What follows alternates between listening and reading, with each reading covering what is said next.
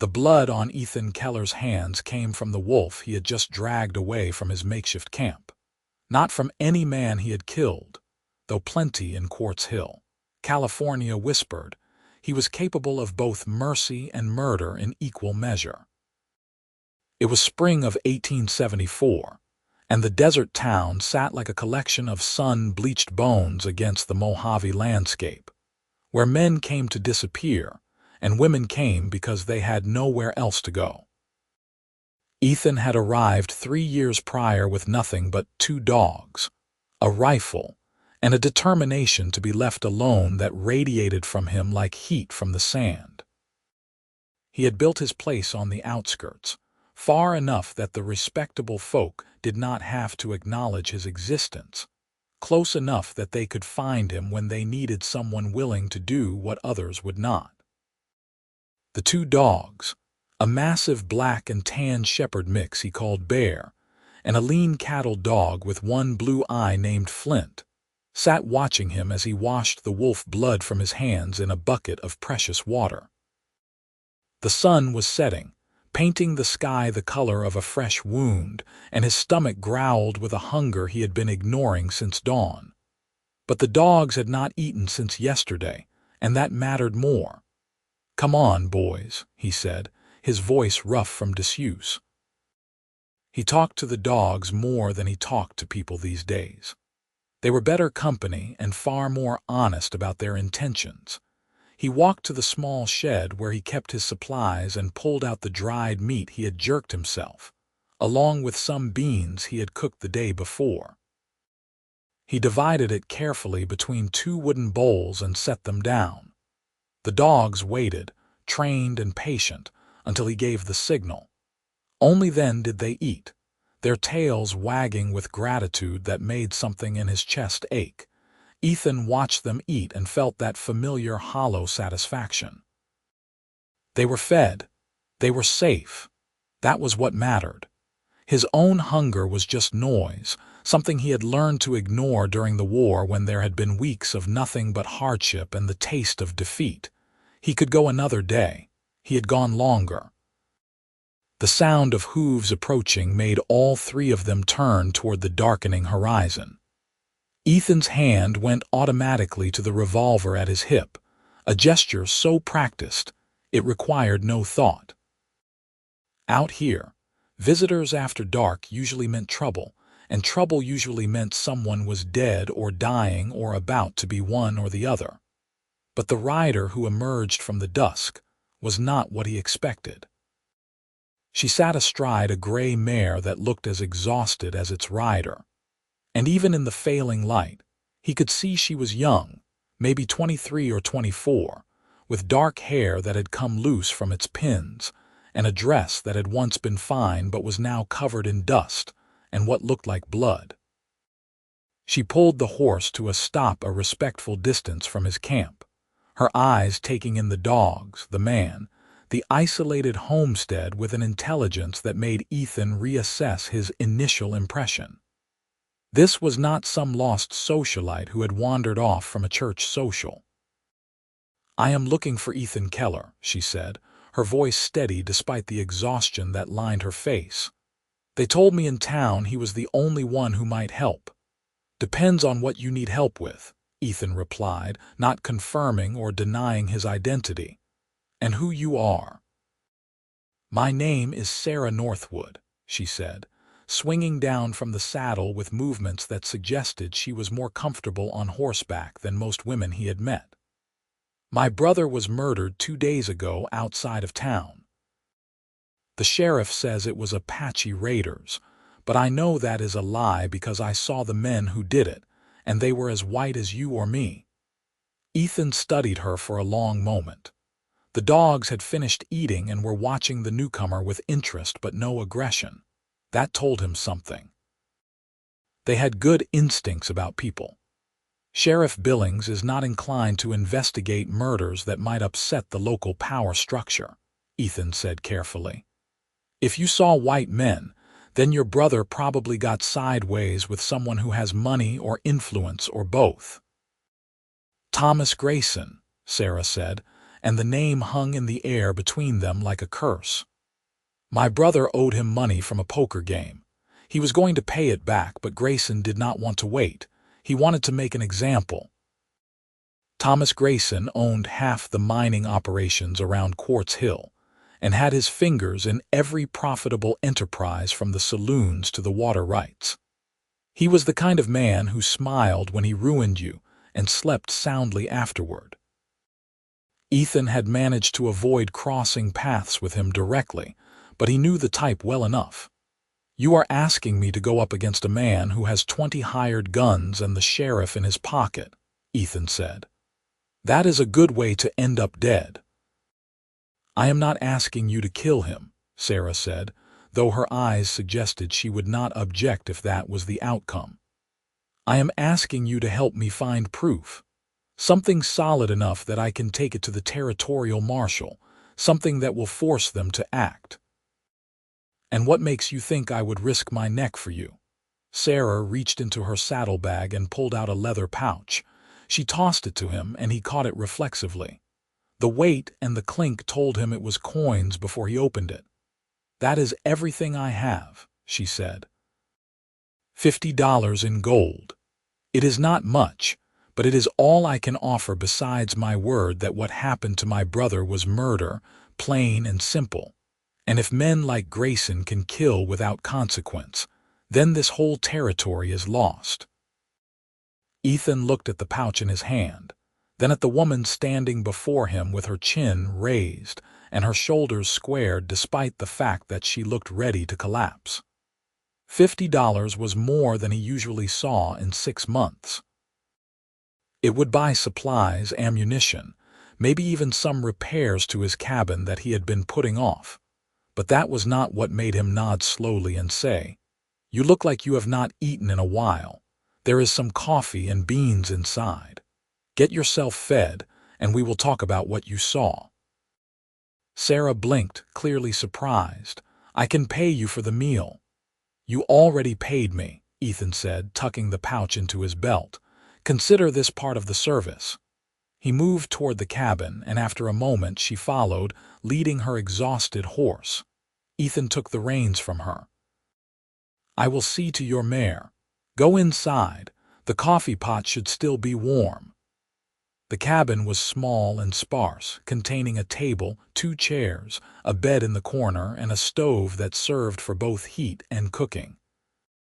Sarah moved to the stove and found the coffee pot, along with the pot of beans that Ethan had made that morning and barely touched. She poured herself coffee and ladled beans onto a tin plate, her hands shaking slightly now that she was no longer in the saddle.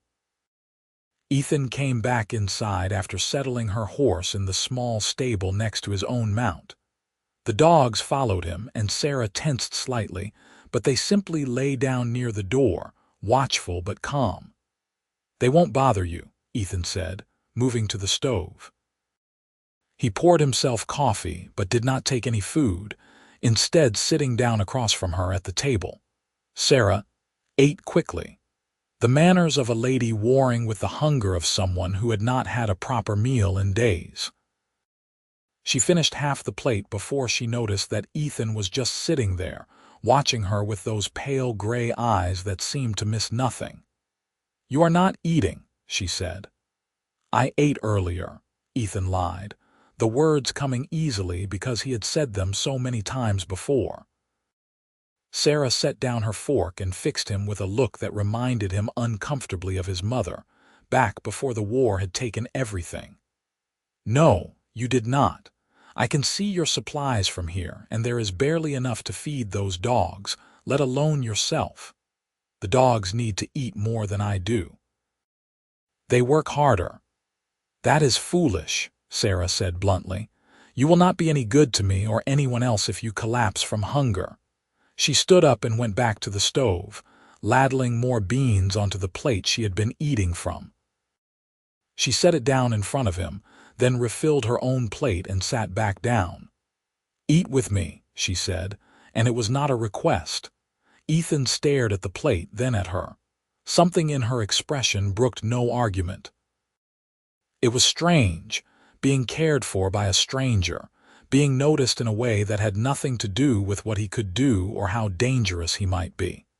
It made him uncomfortable and oddly warm at the same time. "You are bossy for someone asking for help," he said, but he picked up the fork.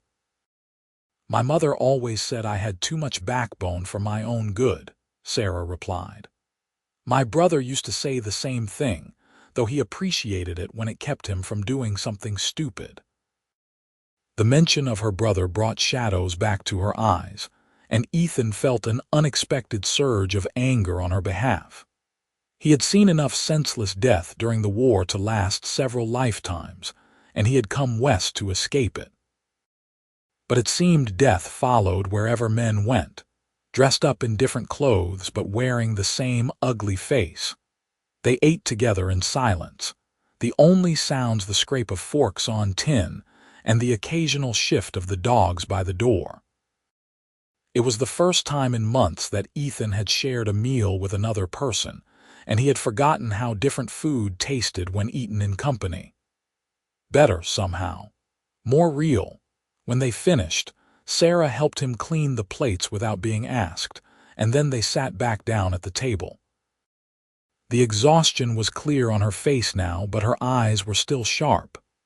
"Tell me exactly what you saw," Ethan said. Sarah took a breath and began. Her brother, Michael Northwood, had been a surveyor, working the land around Quartz Hill and doing occasional jobs for miners who wanted to know if their claims were worth developing. He had been good at his work, honest and careful. But he had also been young and occasionally foolish, and he had let Thomas Grayson draw him into a poker game at the Golden Eagle Saloon 3 weeks ago. Michael was not a gambler, Sarah said, but Grayson made it seem like it would be an insult to refuse. It was all friendly at first, just small stakes. But then the stakes got higher and Michael kept losing. He told me later he thought the game was rigged, but he could not prove it. By the end of the night, Michael had owed Grayson $200, a sum that would have taken him months to earn. Grayson had been gracious about it, even offering to extend credit. But the interest he wanted was steep, and the timeline was short. Michael was trying to come up with the money, Sarah continued. He took extra jobs, worked himself half to death. He was supposed to have another week, but 2 days ago Grayson sent men to our cabin. I was inside and I heard them talking to Michael outside. They said Grayson wanted his money now, or he would take it out of Michael's hide. Her voice shook slightly, but she pushed forward. Michael said he did not have it yet, but he would get it. He tried to reason with them. And then one of them, a man with a scar across his cheek and a gray hat, just pulled his gun and shot my brother in the chest. No warning, no chance to fight back, just murdered him like he was nothing. "How many men were there?" Ethan asked. "3. The one with the scar, another man who was heavyset with a brown beard, and a younger one, maybe 20, with red hair and freckles. They saw me watching from the window. The scarred one pointed his gun at me and told me if I said anything to anyone, I would end up like my brother. Then they rode off toward Grayson's ranch. And you went to the sheriff." I did not know what else to do, but Billings barely listened to me. He said it was probably Apache raiders, even though I told him exactly what I saw. He said I was hysterical from grief and could not be trusted. Then he told me to go home and not cause trouble. Ethan nodded slowly. It was exactly what he would have expected from Sheriff Billings, who was more concerned with keeping the peace than with justice. Going after Grayson would mean stirring up a hornet's nest, and Billings was not the type to risk his comfortable position for the sake of one dead surveyor.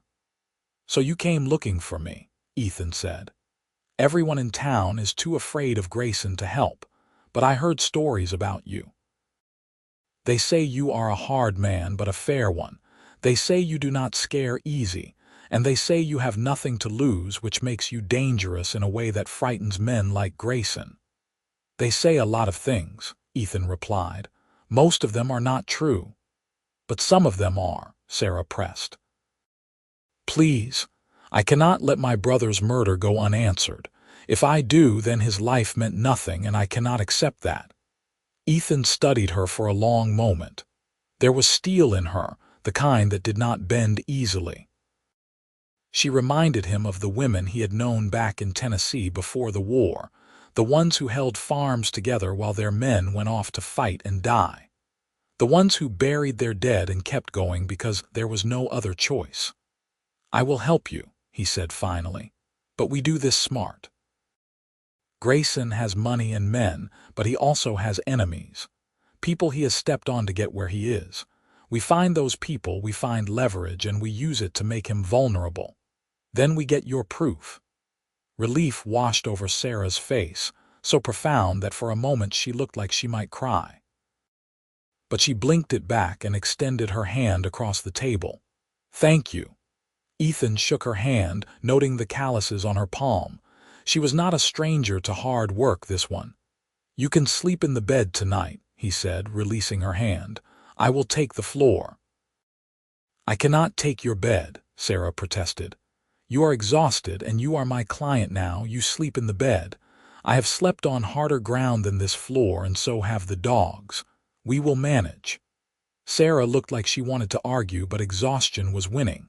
She nodded slowly. Just for tonight.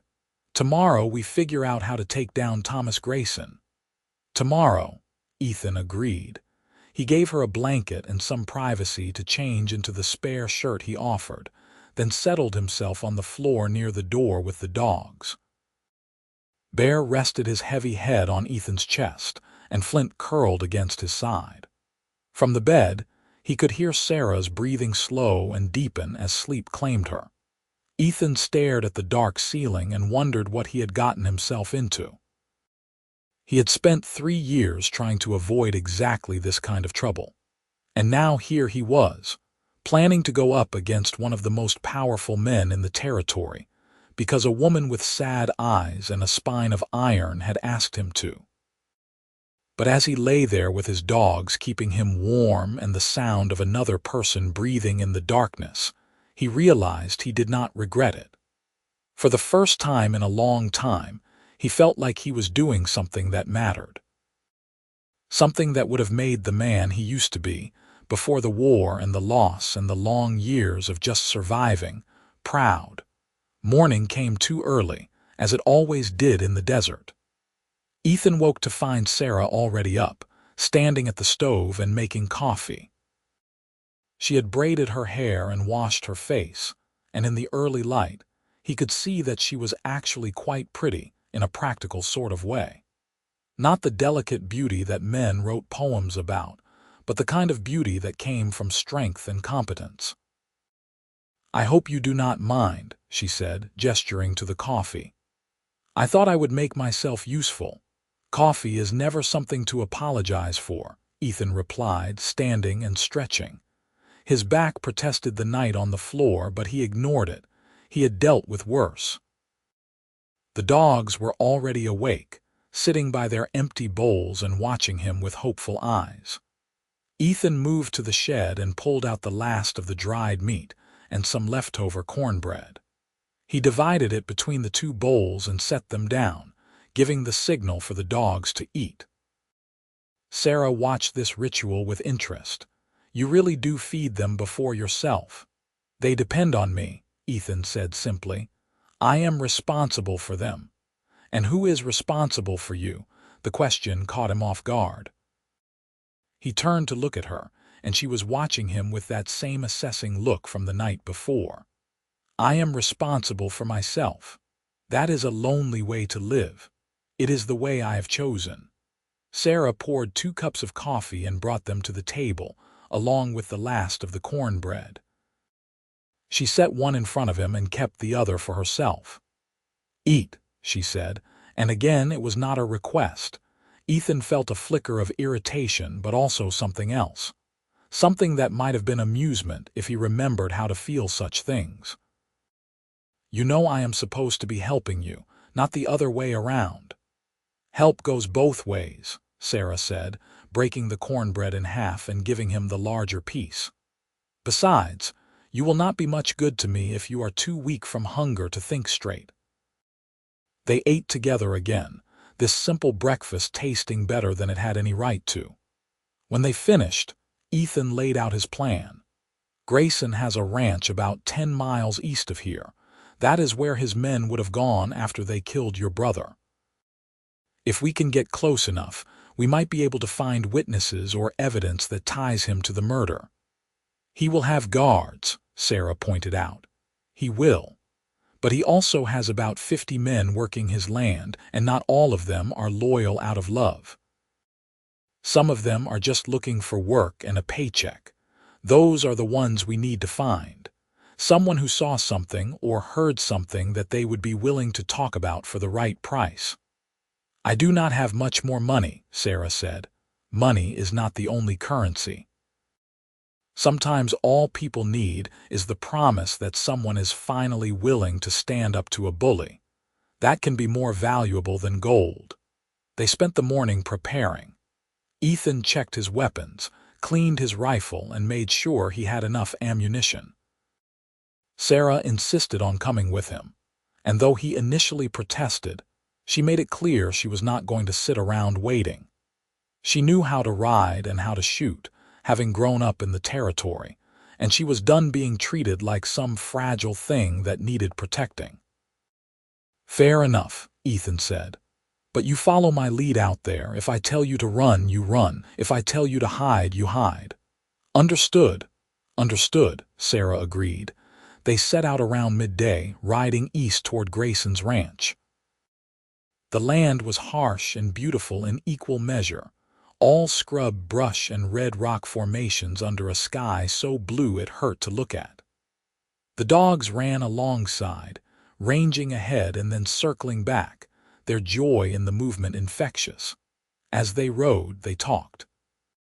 Sarah told him about growing up in California, about how her father had been a prospector who never struck it rich, but never stopped believing he would. He had died 5 years ago, and her mother had followed him a year later. That had left just Sarah and Michael, trying to make their way in a world that was not always kind to people without connections or money. "Michael was a good man," she said, her voice thick with grief. "He deserved better than to be gunned down like an animal." "Most good people deserve better than what they get," Ethan replied. "But that does not change what happened. All we can do is try to make it right." "What about you?" Sarah asked. "What brought you out here?" Ethan was quiet for a long moment. He did not usually talk about his past, but something about Sarah made him want to share it. Maybe it was the way she had looked at him when she insisted he eat. Maybe it was the way she was not afraid of him, despite everything she had heard. "I fought in the war," he said finally. "For the Confederacy, though I did not believe in the cause. I just believed in my home, and when Tennessee seceded, I went where my state went. I lost a lot of good friends in that war, lost my family too in a different way. When it was over, I could not go back. Everything that made that place home was gone. So I came west, looking for somewhere I could just be alone and not have to think about all the things I had lost." "And did you find it?" Sarah asked. "For a while, but I am starting to think maybe being alone is not the same as being at peace." They fell silent after that, but it was a comfortable silence, the kind that exists between people who understand each other without needing to fill every moment with words. By late afternoon, they could see Grayson's ranch in the distance. It was a sprawling operation, with a main house that looked more like a mansion than anything else in this part of California, along with bunkhouses, barns, and corrals full of horses and cattle. Men moved around the property, working or standing guard, and Ethan counted at least 15 visible from their vantage point on a low ridge overlooking the ranch. "We are not getting in there directly," he said, "but look over there to the east. There is a line shack about a mile from the main house. That is where they would keep men who are watching the herds. We start there, see if we can find someone willing to talk. They circled wide, staying out of sight, and approached the line shack from the north. As they got closer, Ethan signaled for Sarah to stay back with the horses while he and the dogs moved forward on foot. He wanted to assess the situation before committing them both. The line shack was small and weather-beaten, and there were 2 horses tied up outside. Through the window, Ethan could see 2 men inside, playing cards and drinking. Neither of them looked particularly alert, which was good. People who were relaxed were more likely to talk. He moved back to where Sarah was waiting and explained what he had seen. "I am going to approach them directly. Sometimes the honest approach works best. You stay here with the rifle. If things go bad, you cover me." "Be careful," Sarah said, and there was genuine worry in her voice. Ethan nodded and walked toward the line shack, the dogs at his heels.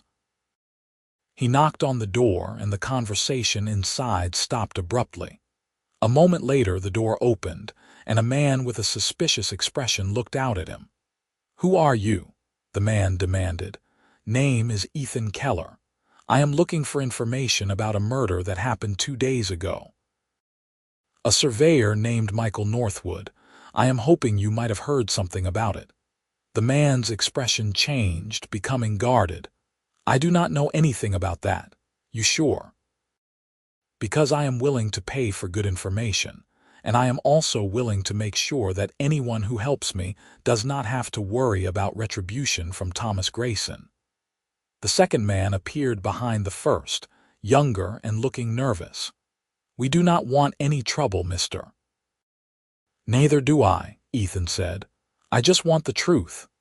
The first man studied him for a long moment, then glanced back at his companion. Some silent communication passed between them, and then he sighed. "You did not hear this from us." "Agreed." 3 of Grayson's men came back 2 days ago, looking pleased with themselves. One of them was bragging about putting down a man who thought he could Welsh on a debt to the boss. Said it was a clean shot, right to the heart. They were laughing about it. "You know their names?" Ethan asked. The one doing the bragging was Scar Watson.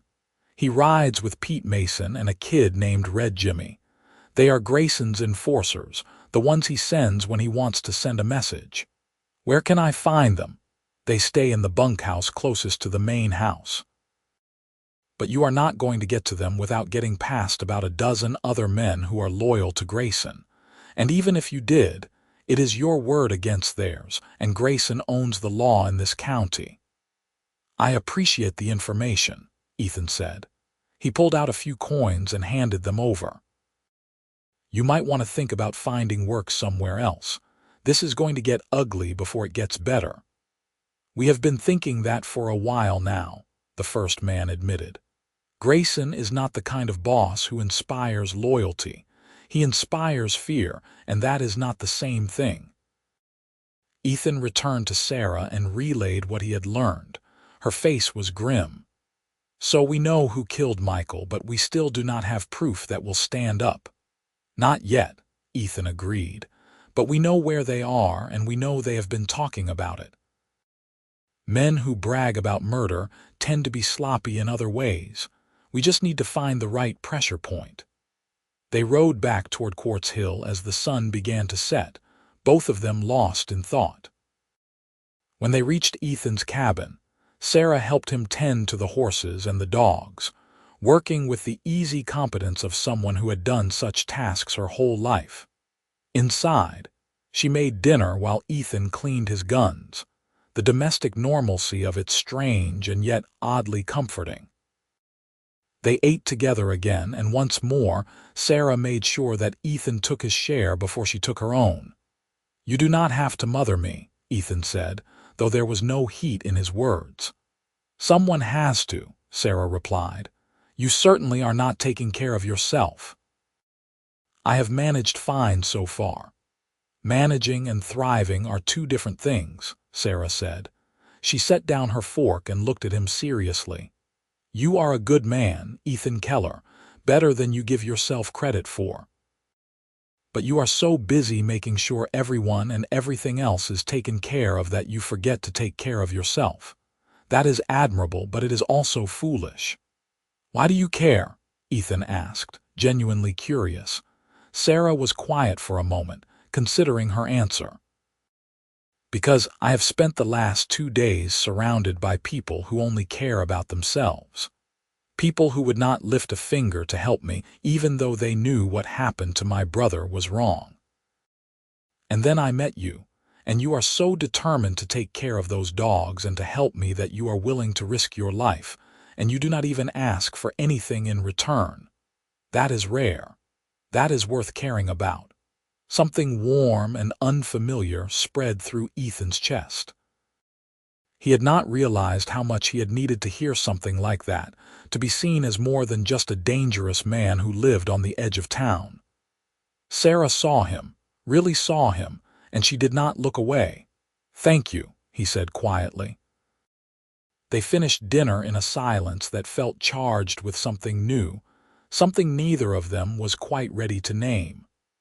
When they cleaned up, their hands brushed, and both of them felt the spark of connection. That night, Ethan insisted again that Sarah take the bed, but she insisted just as firmly that they could both sleep in the bed, with a rolled blanket between them as a barrier. "It is big enough for two, and you need real rest," she said. "I am not going to have you collapsing from exhaustion because you were too stubborn to sleep properly." Ethan wanted to argue, but the truth was his back was aching from the previous night on the floor, and the thought of a real bed was too tempting. He agreed, and they settled in on opposite sides of the bed, the dogs on the floor beside them. In the darkness, Sarah spoke softly. "My brother would have liked you. He always appreciated people who did the right thing even when it was hard." "I wish I could have met him," Ethan replied. "So do I." They drifted off to sleep, and sometime in the night the rolled blanket between them shifted, and Ethan woke to find Sarah curled against his side, seeking warmth. He should have moved away, should have maintained the distance, but instead he found his arm wrapping around her, holding her close. She sighed in her sleep, a sound of contentment, and Ethan felt something he had not felt in years. He felt like he was home. Morning brought renewed determination. Over breakfast, which Sarah once again insisted they share equally, they planned their next move. They needed evidence that would tie Grayson directly to the murder, something concrete that even Sheriff Billings could not ignore. "The problem is that even if we get one of those 3 men to confess, Grayson will just say they were acting on their own," Sarah said. "We need something that proves he ordered it." "Then we need to get into Grayson's office," Ethan said. "Men like him keep records. He is a businessman, and businessmen write things down. If he has been threatening people, if he has been using violence to collect debts, there will be evidence of it. How do we get into his office without getting killed?" Ethan thought about it. "Grayson comes into town every week for the city council meeting. It is tomorrow night. He will be gone for at least 2 hours, and he will take most of his men with him because he likes to make an entrance. That is our window. That is still risky. He will have guards. He will. But I know someone who used to work for Grayson, a man named Henry Carson. He was Grayson's foreman until Grayson cheated him out of his wages 6 months ago. If anyone knows the layout of that ranch and how to get past the guards, it is Henry." They rode into Quartz Hill that afternoon, a town that seemed to shimmer in the heat like a mirage.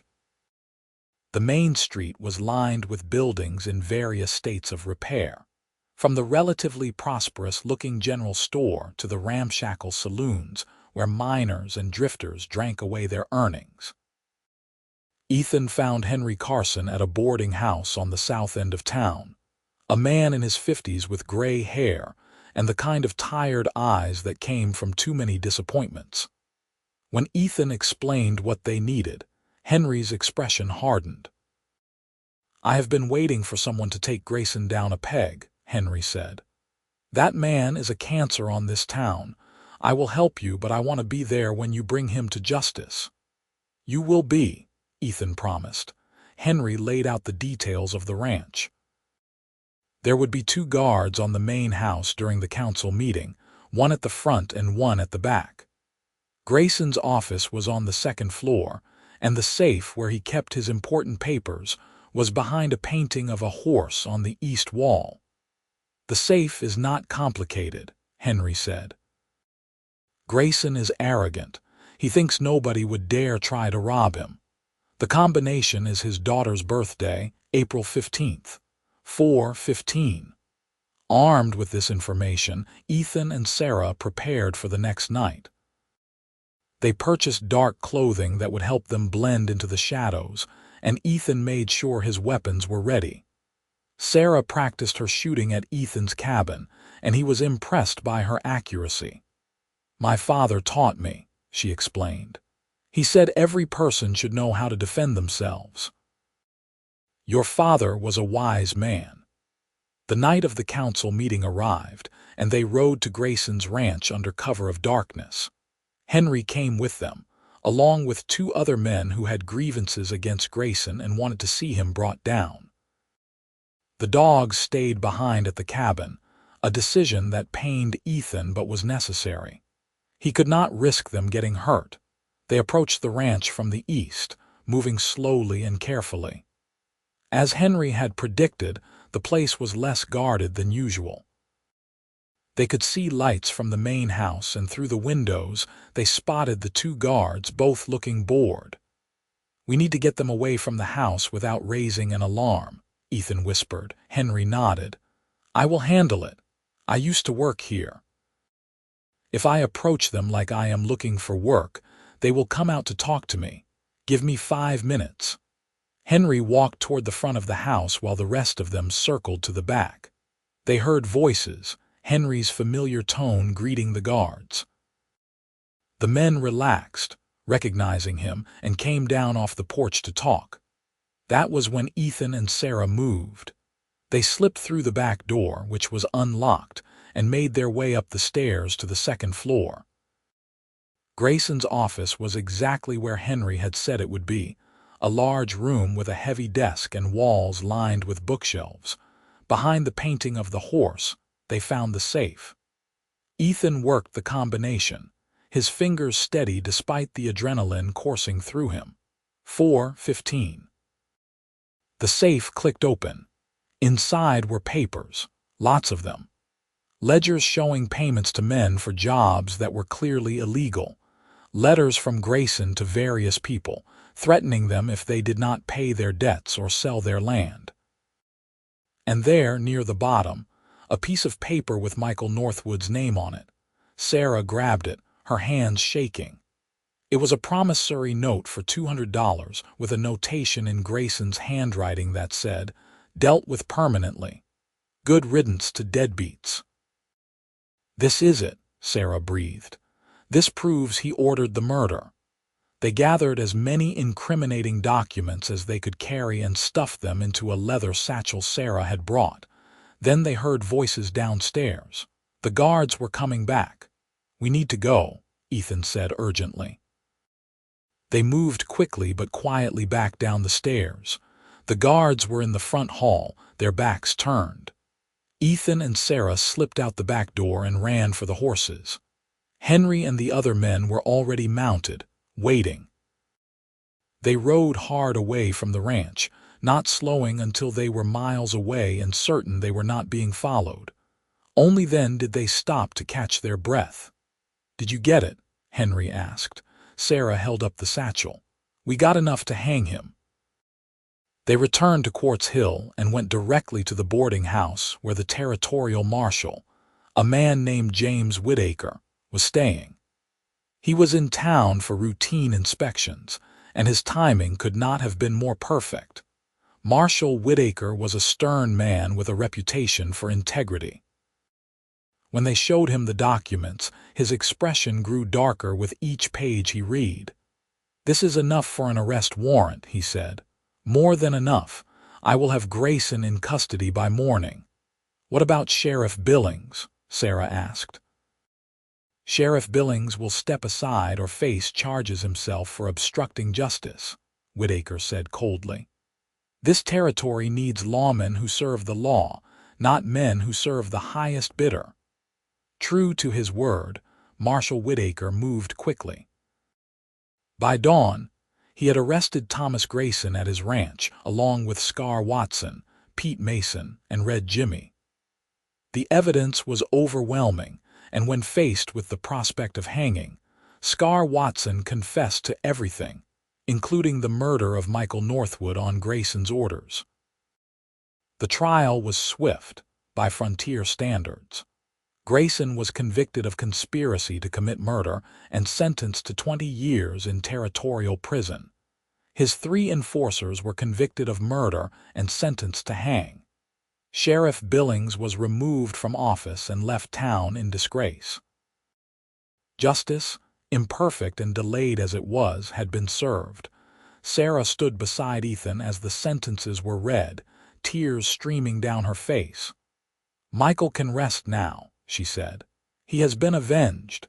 Ethan put his arm around her shoulders and she leaned into him.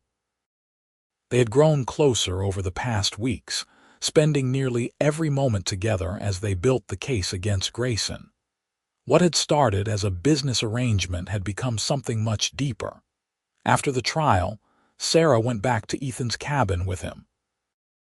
It had become a second home to her, a place where she felt safe and cared for. The dogs greeted them with enthusiastic wagging tails, and Sarah laughed as Bear nearly knocked her over in his excitement. "I missed you too," she told the dog, scratching behind his ears. They settled into a routine over the following weeks. Sarah helped Ethan with his work, and he taught her how to track and hunt. She improved his life in countless small ways, making sure he ate regular meals, mending his clothes and bringing laughter back into a space that had been silent for too long. One evening, as they sat outside watching the sunset paint the sky, Sarah turned to Ethan. "I need to ask you something." "Ask," he said. "What happens now? With us, I mean. I do not have anywhere to go. My brother is gone, and the cabin we shared is too full of memories. I could go to Sacramento, try to start over, but the truth is I do not want to leave." Ethan looked at her, this woman who had stormed into his life and turned everything upside down in the best possible way. She had made him remember what it was like to care about someone, to want something more than just survival. "I do not want you to leave either," he said. "I know this place is not much, and I am not the easiest person to be around, but I am asking you to stay. Not as my client or my guest, but as something more, if you will have me." Sarah smiled, and it was like the sun breaking through clouds. "I have been waiting for you to ask. Yes, Ethan Keller." "Yes, I will stay." He kissed her then, tender and careful, and she kissed him back with a fierce joy that took his breath away. The dogs wagged their tails, pleased that their human pack was growing. They were married a month later in a small ceremony at the church in Quartz Hill. Henry Carson stood as Ethan's witness, and the new sheriff, a fair man named Douglas Reed, gave Sarah away since she had no family left. It was simple and heartfelt, and when Ethan slipped the plain gold band onto Sarah's finger, he felt like he was making a promise not just to her, but to himself. A promise to live fully, to love deeply, and to never take for granted the gift he had been given. Sarah moved into the cabin completely, and together they began to build a life. She started a small garden, coaxing vegetables out of the stubborn desert soil.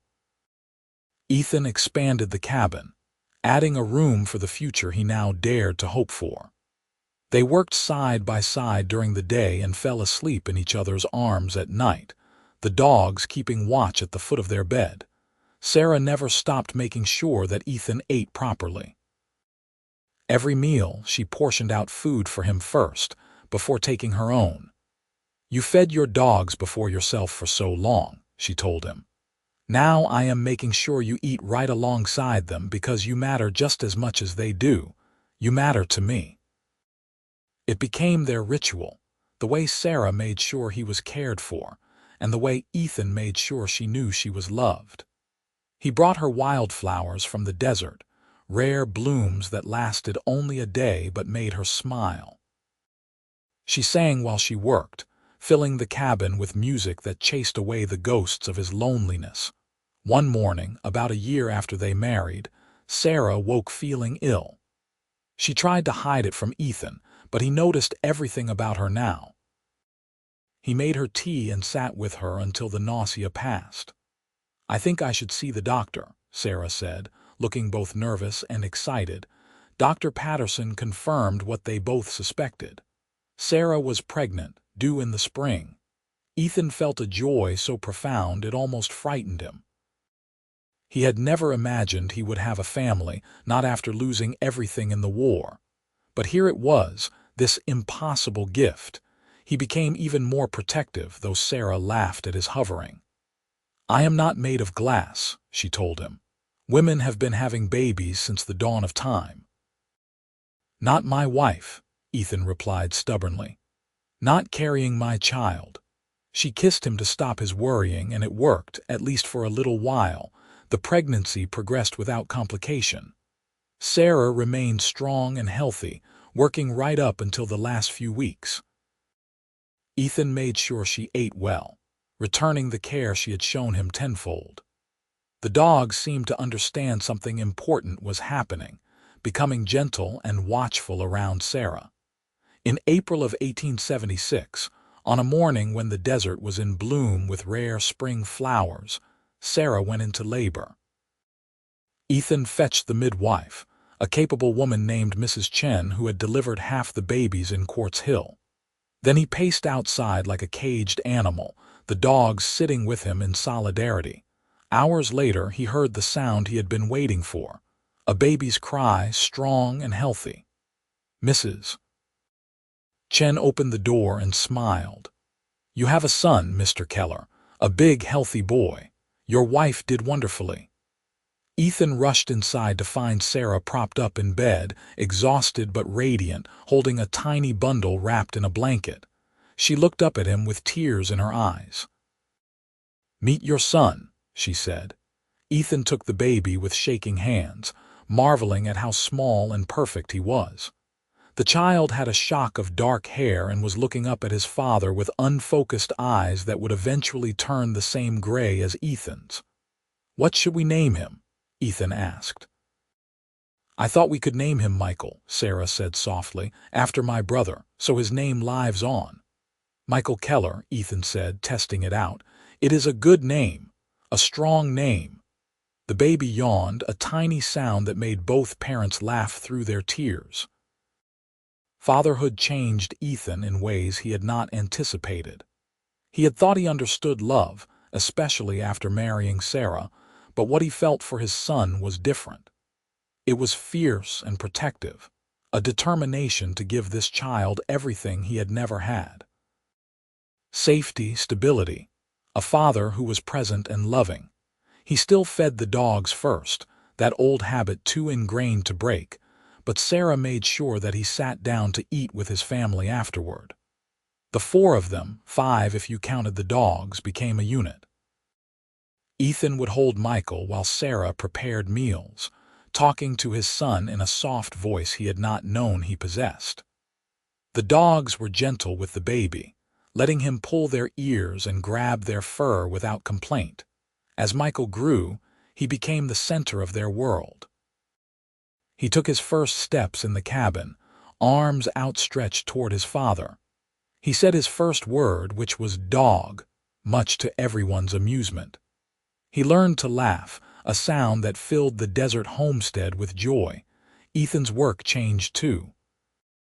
He still took occasional jobs, but he was more selective now. He would not take anything that would keep him away from his family for long or put him in unnecessary danger. His reputation was such that people respected his boundaries, and the jobs that came his way were increasingly legitimate. Sarah turned out to be a natural mother, patient and loving, but also firm when needed. She taught Michael his letters and numbers, determined that their son would have the education she and her brother had lacked. Ethan taught the boy to ride, to track, and to respect the land and the animals that shared it with them. When Michael was 3, Sarah became pregnant again. This time it was twins, a boy and a girl. The birth was harder, and Ethan spent hours praying to a God he was not sure he believed in, begging for Sarah to be all right. Mrs. Chen worked through the night, and when dawn broke, she emerged looking tired but satisfied. "Your wife is strong," she told Ethan. "And you have 2 more healthy children. Congratulations." The boy they named Daniel, and the girl they named Emma. They were fraternal twins, Daniel taking after Ethan with his gray eyes and serious expression, Emma favoring Sarah with dark curls and a sunny disposition. Michael was fascinated by his new siblings, wanting to help with everything. The cabin, which had once housed a lonely man and his dogs, now rang with the sounds of family. Children's laughter, Sarah's singing, the dogs barking as they played with the little ones. Ethan had to expand the cabin twice more to accommodate their growing family, and he did so gladly. He became active in the community, serving on the school board and helping to mediate disputes. People who had once feared him now respected him as a family man and a pillar of the community. Sarah became known for her kindness, always ready to help a neighbor in need or bring food to families facing hardship. The years passed in a blur of happiness. Michael grew into a thoughtful young man who wanted to be a teacher. Daniel became fascinated with animals and talked about becoming a veterinarian. Emma, who had her mother's fierce spirit, declared she was going to be a marshal when she grew up. On their 10th wedding anniversary, Ethan and Sarah stood outside their home, watching their children play with the dogs. Bear had passed away peacefully 2 years earlier, but Flint was still going strong, and they had added 2 more dogs to the family, much to the children's delight. "Did you ever imagine this?" Sarah asked, leaning against Ethan's shoulder. "When I showed up at your cabin that night, asking for help, not in my wildest dreams," Ethan admitted. "I thought I was done with living. I thought I was just going to exist out here until I did not exist anymore. And then you showed up and made me remember what it was like to be alive." "You saved me too," Sarah said. "Not just by helping me get justice for Michael, though I will always be grateful for that, but you showed me what real love looks like. The kind that is quiet and steady and shows up every single day. The kind that feeds the dogs first because they are family, and family is always worth putting first. And the kind that makes sure everyone eats together," Ethan added with a smile, "including stubborn men who forget to take care of themselves." Sarah laughed and kissed him. "Especially those." They stood there together, watching their children and their dogs and their life spread out before them like a miracle neither of them had dared to hope for. The desert sunset painted the sky in shades of gold and crimson, and somewhere in the distance, a coyote called out to the emerging stars. Ethan pulled Sarah closer and thought about the man he had been a decade ago. Broken, isolated, convinced that he was better off alone. And then this remarkable woman had ridden into his life and changed everything. She had seen past his rough exterior to the heart underneath. She had insisted that he was worth caring for, worth loving, worth fighting for. And in return, he had given her everything he had. His loyalty, his strength, his heart. He had built her a home and a family and a life where she could heal from her grief and flourish into the woman she was always meant to be. Their story was not the stuff of dime novels or wild tales told in saloons.